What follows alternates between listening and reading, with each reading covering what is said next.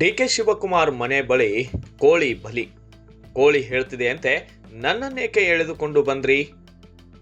ಮುಖ್ಯಮಂತ್ರಿ ಡಿಕೆ ಶಿವಕುಮಾರ್ ಅವರ ಸದಾಶಿವನಗರದ ನಿವಾಸದ ಹಿಂಭಾಗದ ರಸ್ತೆಯಲ್ಲಿ ನಿಂಬೆಹಣ್ಣು ಹಾಗೂ ಕತ್ತು ಕೊಯ್ದ ನಾಟಿ ಕೋಳಿಯನ್ನ ಹಾಕಿರುವ ಘಟನೆ ಬೆಳಕಿಗೆ ಬಂದಿದೆ.